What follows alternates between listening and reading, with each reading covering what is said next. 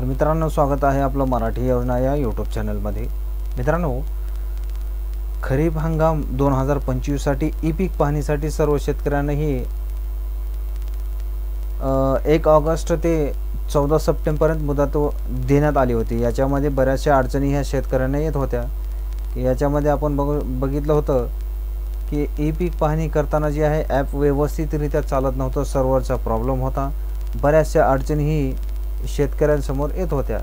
यालाच लक्षात घेऊन महाराष्ट्र शासनामार्फत आज जे आहे 12 सप्टेंबर 2025 रोजी एक परिपत्र काढण्यात आलेलं आहे। याच्यामध्ये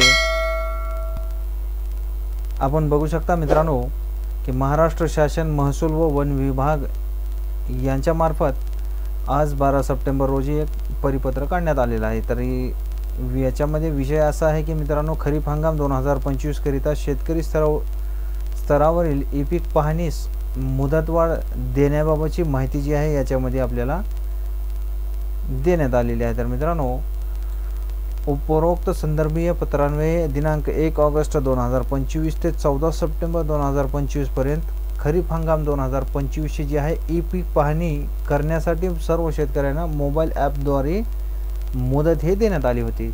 तर याच्याच अनुषंगाने राज्यामध्ये काही ठिकाणी झालेली जी अतिवृष्टी आहे, दुबार पेरणी किंवा इतर कारणांमुळे शेतकरी ई पीक पाहणी करू शकले नाहीत। याच कारणास्तव शेतकरी पीक नोंदणी करण्यापासून वंचित राहू नये याच्यासाठी शेतकरी स्तरावर पीक नोंदणीसाठी दिनांक 20 सप्टेंबर या ठिकाणी आपण बघू शकता की 20 सप्टेंबर 2025 पर्यंत आपल्याला म्हणजेच 6 दिवसांची आपल्याला याच्यामध्ये मुदतवाढ देण्यात आलेली आहे। तर मित्रांनो,